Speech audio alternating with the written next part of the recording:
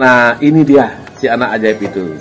Dia darah Nusa Penida. Anak kecil ini sudah berpikir ke sana ya. Kalau dia tuh umurnya berapa pada waktu itu? Waktu itu dia kelas berapa ya? Kelas 5 SD waktu itu. Kelas 5 SD. Dari Cina banyak, waktu itu ada dari Thailand, dari India, dari Rusia, banyak gitu. Jadi ini open, bener-bener open competition. Lawannya anak-anak kuliah ya. Lucu, di panggung itu waktu dipanggil yang isinya anak kecil tuh cuma mereka berdua. Sisanya tuh anak SMA, anak kuliahan. Bahkan si Dipa itu sendiri dapat berpose langsung dengan presiden kita, Presiden Jokowi.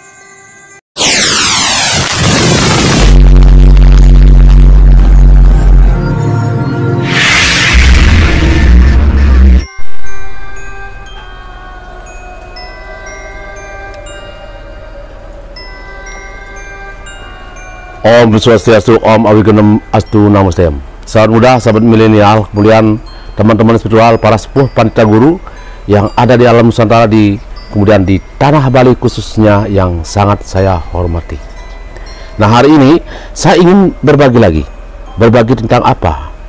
Tentang sebuah mutiara yang tertanam di tanah Nusa Penida. Nah, kemudian mutiara-mutiara itu muncul kembali di tanah yang gersang bebatuan. Nah, di sini ada anak yang lahir, anak ajaib, anak jenius, sahabat.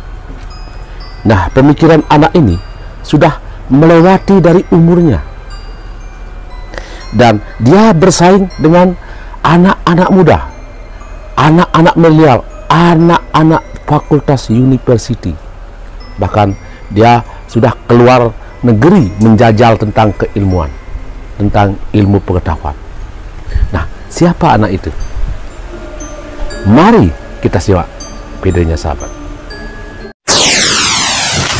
Oke, sahabat muda, sahabat milenial. Nah, ini dia si anak ajaib itu. Dia darah Nusa Penida, Nusa Penida asli. Dimana kita tahu betul banyak dari tanah Nusa Penida muncul seorang ilmuwan, seorang yang sangat-sangat luar biasa. Ini salah satunya. Si anak kecil ini, dia jauh berpikir dari umurnya. Umurnya masih tidak layak untuk berpikir ke sana, tapi dia sudah berpikir ke arah sana tentang teknologi. Nah, itu sahabat. Nah, dia si Dipa ini, dia adalah sangat-sangat luar biasa. Nah, ini si anak ajaib nih, si anak ajaib dari Nusa Penida. Jadi si anak ini asli darah Nusa Penida. Kemudian dia diajak bapaknya di Bogor. Bapaknya itulah seorang seorang dokter hewan. Ya, beliau dokter hewan. Dan inilah si anak nih, si anak ajaib, si anak jenius nih. Jero, apa aja anunya si prestasi si anak ini, Jero? Ya, jadi memang dia bakat dan hobinya tuh di robotik. Di robotik? Nah, robotik, sama dia suka coding. Nah, jadi dia sering ikut kompetisi di dalam negeri dan juga pernah juga di luar negeri.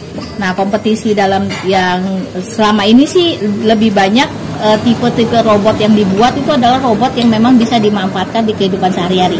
Jadi bukan hanya mainan. Ya, di industri bisa, di kehidupan sehari-hari bisa. Jadi misalnya contohnya dia waktu itu bikin robot untuk sistem irigasi, di mana pengairan di sawah itu bisa otomatis buka tutup pintu gerbang waduknya itu dengan sensor. Jadi nggak banyak campur tangan manusia gitu. Lalu otomatis dipasangin sensor. Jadi ada kotoran yang dalam air itu. Kalau kotorannya banyak, otomatis dia akan bergerak sendiri. Ada sistem pembersihan pengangkutan otomatis sampah naik ke atas, ya kan. Terus kemudian juga ada sistem kontrol ketinggian air. Jadi kapan gerbang air itu akan terbuka untuk mengairi sawah, kapan gerbang air akan ketutup otomatis. Otomatis. Iya. Itu pernah lomba di Korea ya? Ya, itu lomba di Korea waktu itu dapat juara 3. Dapat juara 3. Ya, jadi si anak kecil ini sudah berpikir ke sana ya? Padahal dia tuh umurnya berapa pada waktu itu? Waktu itu dia kelas berapa ya? Kelas 5 SD waktu itu. Kelas 5 SD? Naik, enggak, 2019 kok dia itu. Ya naik kelas 5 SD. Ya sekitar kelas 5 SD lah pokoknya kira-kira ya naik kelas 5 lupa saya.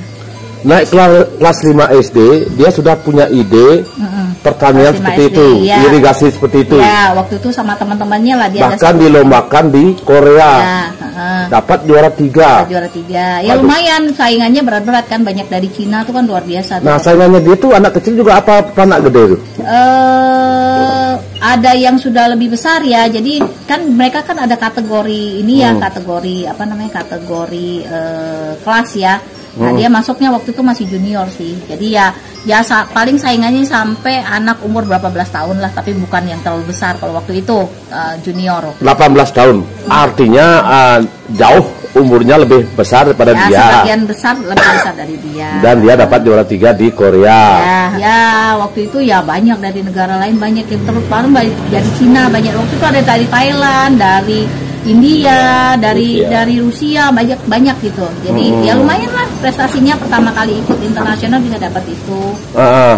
Lalu kemudian dia pernah bikin robot. Nah, yang robot untuk untuk security rumah ya, keamanan rumah, menjaga rumah dari maling. Jadi dia ada peringatan otomatis kalau rumah itu. Oh, jadi dia sudah berpikir bahwa kalau rumah itu ada maling datang mau membobol rumah itu, sudah berpikir ke sana arahnya. Ya, jadi karena kan rumah sering kosong, kan orang pergi kerja. Kalau orang muda, ya, jadi dipasangin sensor sama dia. Jadi begitu kalau ada orang masuk lewatin gerbang, ya lewatin tembok atau mana, dipasang sensor di situ. Sensor itu yang mendeteksi ada gerakan orang melompati itu akan mengirimkan semacam pesan ke handphone yang punya rumah kalau ada orang masuk loh. Oh, berarti Arya orang yang punya rumah itu keluar. Orang itu kan bisa aja bekerja di kantor atau dia sebagai pembisnis. Ya, ada warning. Ada warning masuk ke. Ada yang masuk, otomatis kan bisa aja kalau rumah itu kosong ya, yang punya rumah bisa ngomong ke satpam di perumahannya untuk gitu. Tapi nggak cuma itu aja yang terjadi.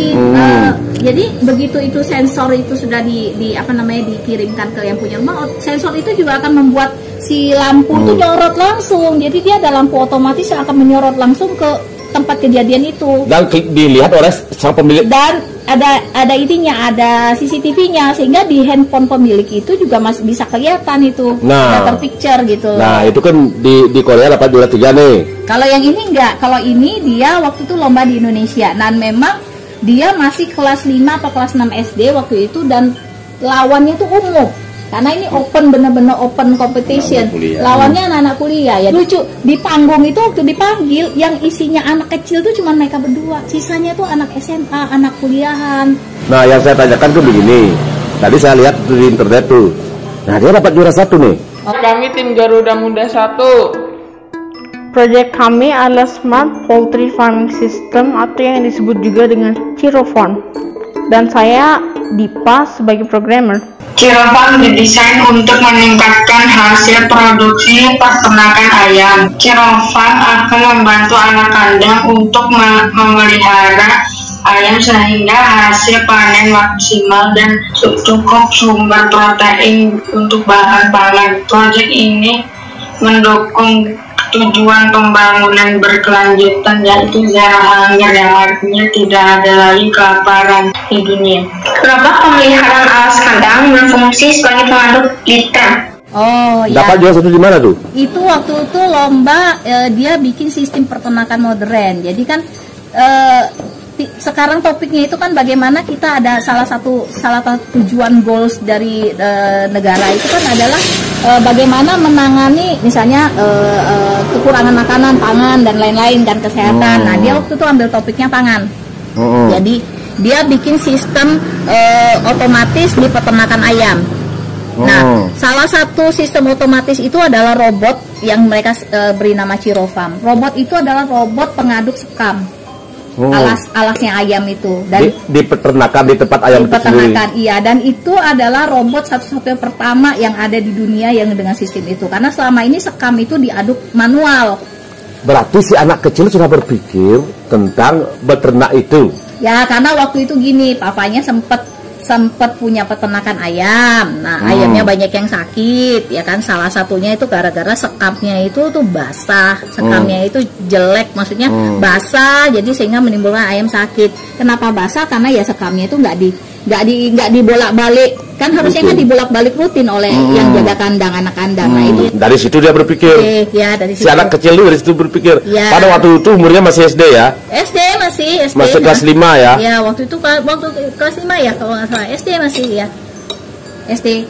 Nah, itu yang dapat juara 1 akhirnya tuh lomba robotik. Nah, justru karena itu menyentuh terhadap produktivitas untuk pangan, akhirnya walaupun dia lomba robotik dapat juara 1, lalu kemudian banyak diliput oleh media dan BUMN namanya founding di Indonesia itu kan ada grup BUMN yang memang menangani pertanian dan peternakan. Nah itu jadi akhirnya dari PT RNI itu dipanggil kemudian diberi penghargaan sebagai salah satu bentuk CSR-nya PT RNI itu kepada anak-anak ini karena dianggap menciptakan sesuatu yang bisa bermanfaat untuk meningkatkan hasil peternakan. Ya. Dia sudah berpikir ke arah sana si anak kecil nih. Ya, karena waduh, luar biasa nih. Goals yang ditetapkan itu kan ya tidak hanya oleh Indonesia tapi oleh Badan Dunia, itu adalah bagaimana menekan angka kelaparan karena pangan yang kurang gitu loh. Nah, ini kan bisa meningkatkan produktivitas. Nah, di sini katanya dia hasil prestasinya dia, karyanya dia itu sebagai contoh oleh dosen dosen besar ya, dosen besar gimana tuh? Guru besar. Guru besar. Ya, akhirnya waktu itu kita juga cukup kaget. Jadi waktu itu akhirnya didirikan salah satu paparan ilmiah oleh guru besar di Universitas Parahyangan, ya kan, bagaimana menciptakan generasi muda di era 5.0. Jadi bagaimana generasi muda itu bisa tidak hanya mendidik anak muda itu untuk punya pengetahuan banyak, tapi juga skillnya juga bagus dan bisa bermanfaat gitu. Ini kan luar biasa ya. Saya tahu betul ya. Orang-orang Nusa Penida, jadi orang-orang Nusa Penida kan banyak yang sudah maju bahkan berhasil ya. Jadi membangun Nusa Penidanya, membangun desanya, membangun ininya. Nah ternyata si anak ini darah dari Nusa Penida. Nah ini saya tanya pada bapaknya, mumpung bapaknya ada, mudah-mudahan bapaknya jawab nih. Saya tanya nih. Selamat malam Pak Wayan. Ya selamat malam. Nah katanya sih Pak Wayan dari Nusa Penida nih. Nusa Penida mana Pak Wayan? Asli Nusa Penida. Jadi leluhur saya asli Nusa Penida dari Desa Langlad, tempatnya Banjar Nyangcangan. Ya, sekarang saya tinggal dan berdomisili di Bogor. Bekerja di Jakarta, tapi berdomisili di Bogor sekarang ini. Di Nusa Penida banyak ya tumbuh, banyak juga pionir-pionir ya yang nantinya karena sekarang saya lihat Nusa Penida luar biasa nih. Jadi tanah yang kering kerontang, ya cuma lebih menonjolkan wisata religius saja. Nah ternyata di Nusa Penida sekarang, nah tempat saya makan ini juga restoran nih. Restoran tempat saya makan bersama Jero sendiri. Nah ini bagaimana kedepannya tentang anak ini, Jero Wayan? Karena kan apa kegiatan dia sehari-hari, apa yang dia lakukan sehari-hari ini? Saya lihat pegang HP aja terus dia tuh, pegang HP kah, dia laptop kah, kemudian ini bagaimana Jero? Tentang dia di Bogor, di Jakarta sekarang kegiatannya itu apa itu? Ya, dia sekolah di Bogor, di salah satu sekolah swasta di kawasan Sentul, tempatnya Sentul City ya, di Taruna Bangsa. Baru kelas 8 sekarang, artinya kelas 2 SMP. Ya kami sebagai orang tua hanya berusaha menyalurkan apa yang menjadi passionnya dia, menjadi bakatnya dia. Mungkin bakatnya dia memang di IT, sehingga lebih banyak memang mainannya komputer, termasuk juga pelengkapnya dengan HP lah. Jadi dengan HP. Nah tentu kami kedepannya mendorong ya yang anak saya yang paling kecil ini, Nyoman Satrio Wiryana Radipa, ya untuk mendalami studi di bidang IT. Ya, mungkin tamat SMA kita akan kirimkan untuk belajar lebih mendalami lagi, mungkin di Cina atau di negara lain lah yang memang IT-nya cukup maju. Nah, sampai si anak ini lucu sekali, Jeroyan. Setiap kita ajak sembahyang, dia selalu mengejar yang namanya tirta ini. Nah, tirta. Dipa, kok suka ngejar tirta gimana nih? Apa? Karena air apa? Karena airnya suci.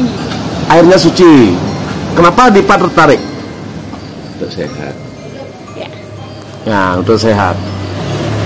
Ya, kalau kita tuh berpikir ya, si anak kecil ini kalau kita ajak sembahyang, dia kusuk sekali. Bahkan dia tuh menuruti orang tuanya ya. Jadi kita tuh seneng ngajak sembahyang.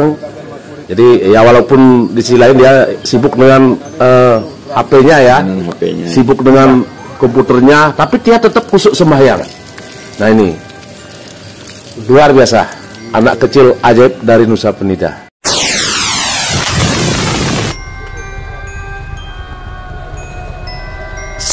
Sangat luar biasa, sangat luar biasa, di mana anak itu akan menjadi pionir, akan menjadi pimpinan di dalam sebuah kebangsaan, di dalam sebuah negara kita.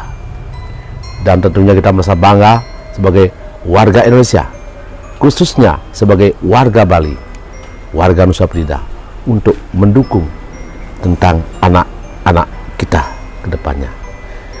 Cukup saya berbagi hari ini. Saya siap dengan Pramo Santi. Om Santi, Santi, Santi, Om.